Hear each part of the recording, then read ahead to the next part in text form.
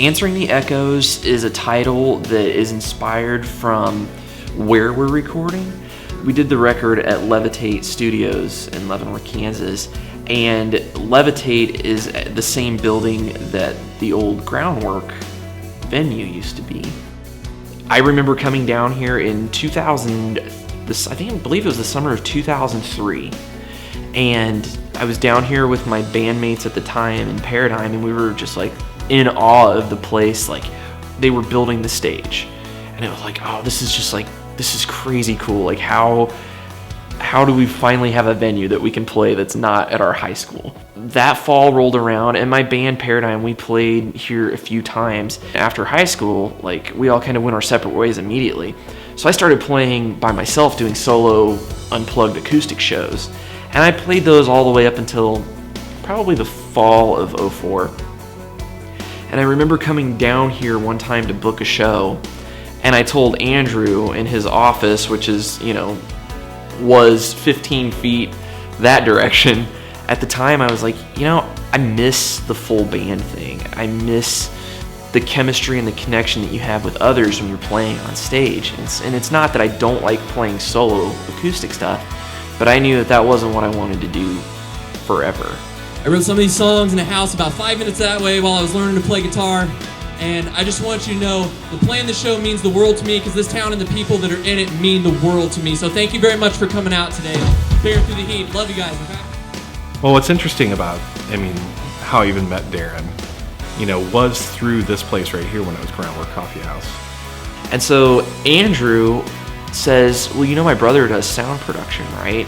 And I was like, no, I feel like that's a pretty critical detail that I hadn't heard to this point. He goes, oh yeah, I'll get you hooked up with him. My brother sent him to me when I had a studio at my dad's house.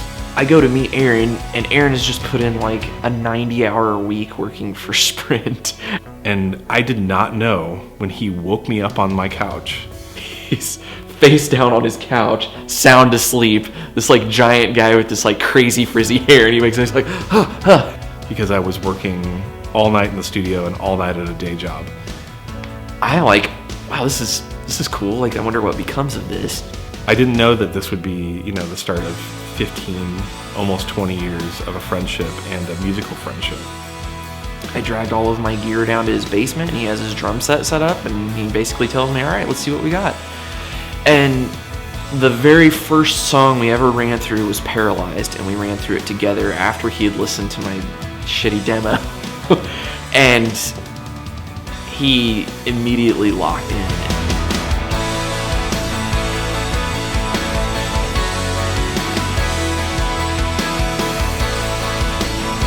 It's just second nature when we start working together.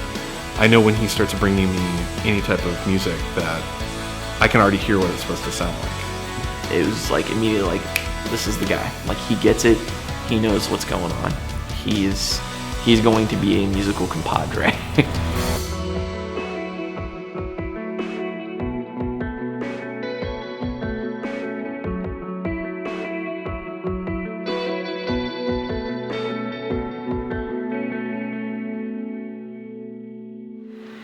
Hey, Aaron. Did you find the sound you wanted? You tell me if this is it. So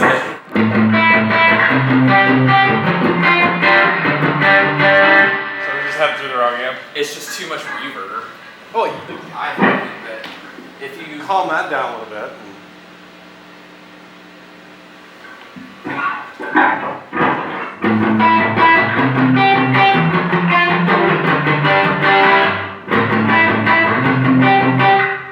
Thanks, brown protein. Well, a different amp. Yeah. Cool. That sound right there, that sound was in both of our heads for 2 hours the other day and could not get it. And I was just like, no, I'm going to make my Marshall. We went to the box even. Yeah, we went to the box Uh-huh. and could not get that sound. Couldn't do it. The Fender over there was just like, whatever, just don't pay attention to me. What about me? Roland's just like, I don't look at me, man. Don't look at me, I'm not too. I think that should be the verses. That. Yeah. That is. Yeah.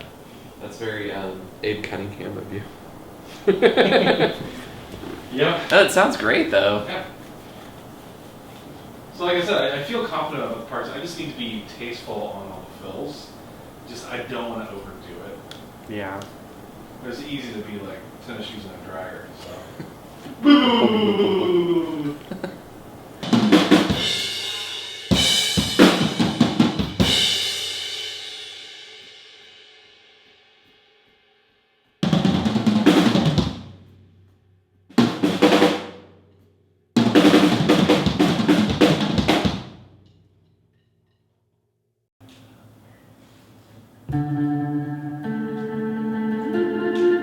Regardless of struggle, regardless of any of the process, like we always get exactly what we want out of the stuff. What do you think? I mean, it's breaking up the speaker a little bit, if you're okay with that.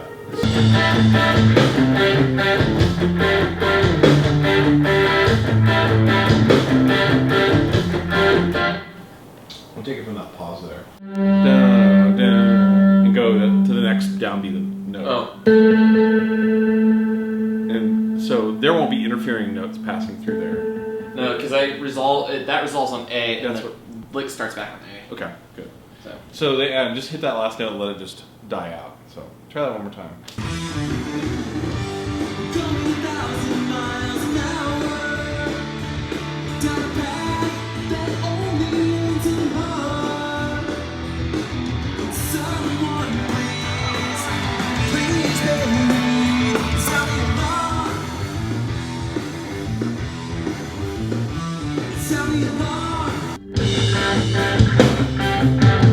I don't mind it. Yeah, I don't mind it Yeah, either. I kind of like that. It's kind of got a weird hangover.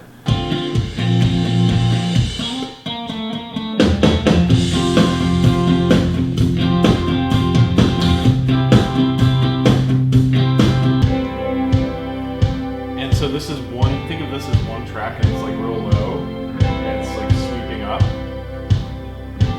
And I let another part of it come in. Yeah, I let the other part come in before I did anything different. So it's just like changing it in different sections. Letting that go through a whole cycle. I never in a million years thought that I would be back here writing and recording a new record in this building. The same building where I basically got my start from. You know, road testing songs that I would eventually end up recording with someone that I met through a connection here. It's been nice to come full circle. It was even better to have that feeling of nostalgia that hit you. Like when you were down here, you could just hear the music that used to be in here. And you know, this is the same room that I used to play in on a stage that was right over there, you know, 20 years ago, debuting some of my songs. It was super important that something like this still existed in this town. And it's been really cool to be able to have that energy still floating around inside here. And you know, most of the echoes of all the ghosts that were in here, I told to kindly go away, and the only echoes left are really just all the different musicians that have grew up here or played here. And now it's an opportunity to revisit the space and to create an echo.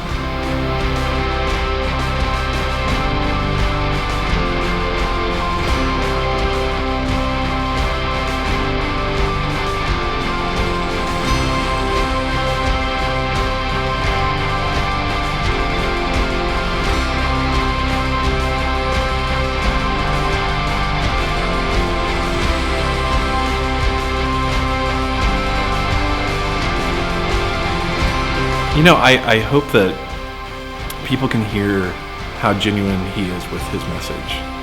And, you know, for the most part, everything that he's always written has been either somewhat uplifting, positive, telling a story. You know, it's just, if there's any chance to escape nowadays with every type of chaos, music is still the way that we escape. And for him to create either opportunities for people to see live shows and escape, or even all the music that he makes. That's super important, is to escape. It was just kind of it was kind of chilling to be back in this same room, to have that special connection with not only the room and the building and the vibe has just really set the tone for this record. So, I mean, this is basically my sonic love letter to that place, and I felt like I had to answer the echoes of all the sound that was coming out of this place.